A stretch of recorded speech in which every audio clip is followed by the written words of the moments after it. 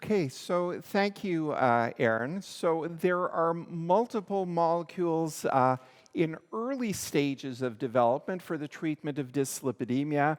I'm going to focus this presentation on drugs that are phase 3 and which will likely be seen in the clinic in the next few years.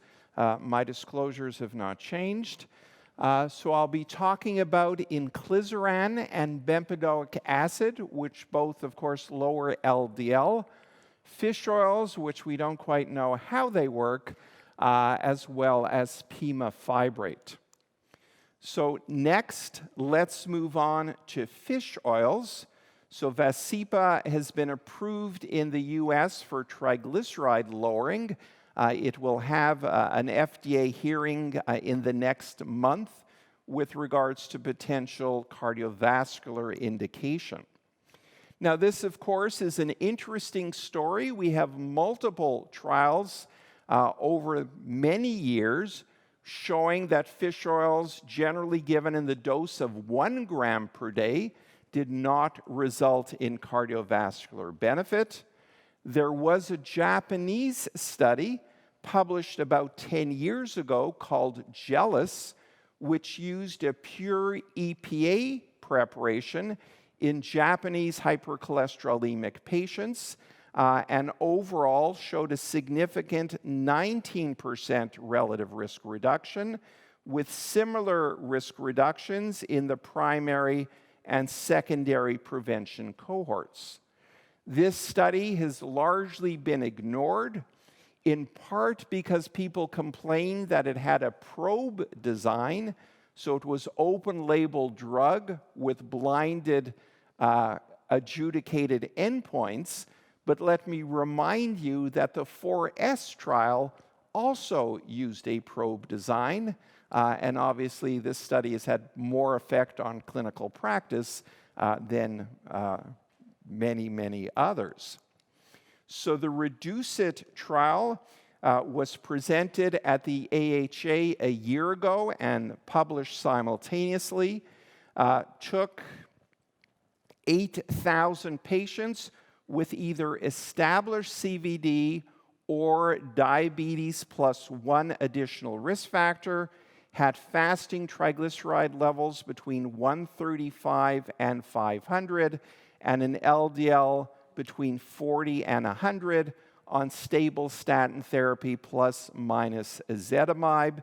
The median trial duration was 4.9 years. If we look at the effect on lipids, there's a very small increase in LDL in the patients receiving the icosapent ethyl.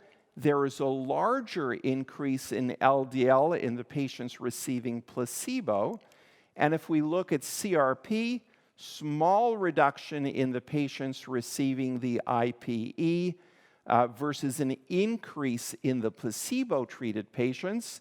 It turns out that the placebo was mineral oil, and there has been a suggestion, not really based on any good data, that perhaps the mineral oil decreased the absorption of the statin, and that's why there was this small increase in LDL and hsCRP in the placebo-treated patients.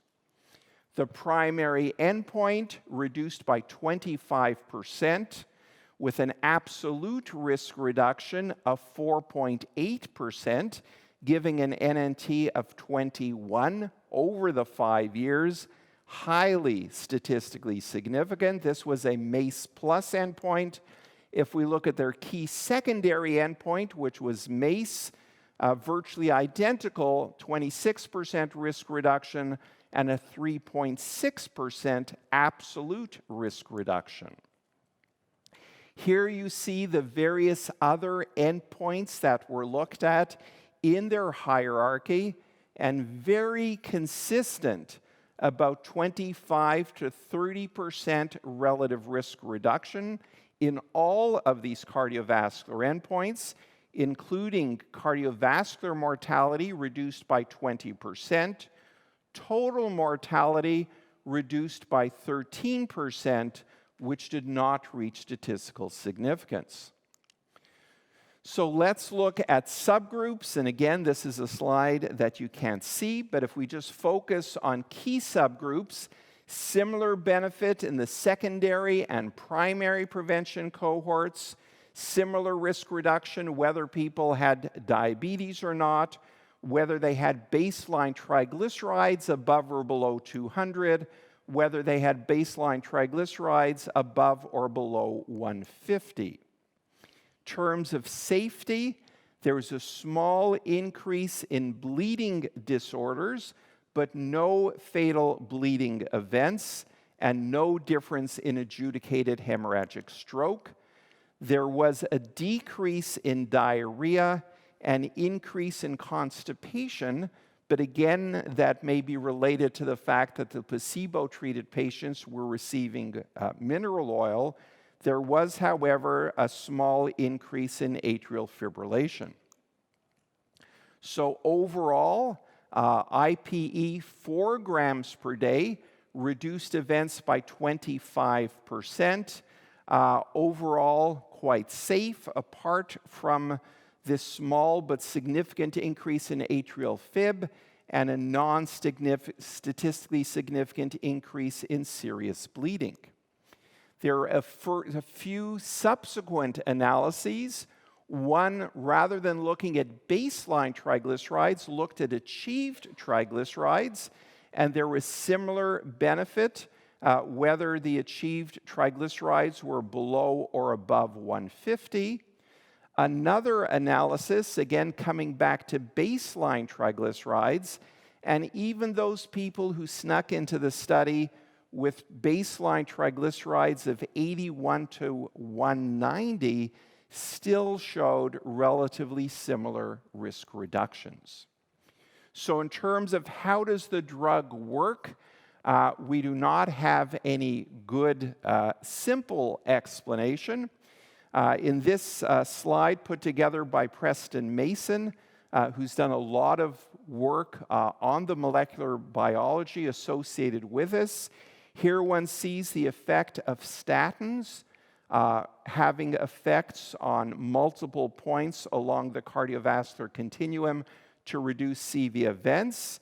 And what he postulates is that IPE also has effects on risk factors, lipoprotein oxidation, endothelial dysfunction, inflammation, and plaque stability. He has also shown that IPE has effects on the membrane which are not shared by DHA. So the question, therefore, is why was REDUCE-IT positive when many of the other fish oil trials were not? Was it related to the specific preparation that was utilized, or was it related to the fact that the dose in REDUCE-IT was 4 grams, whereas it was 1 gram in virtually all of the other trials? So there is another ongoing trial called STRENGTH, which again is using a 4-gram dose, but a mixed preparation of EPA and DHA. This study has finished recruitment and will likely be completed within the next year. There's another ongoing trial which will also give us additional information called PROMINENT, which is being done with pemafibrate, which is a so-called SPARM, selective PPAR alpha modulator. Pemafibrate has been approved in Japan, but not other countries. PROMINENT is still recruiting.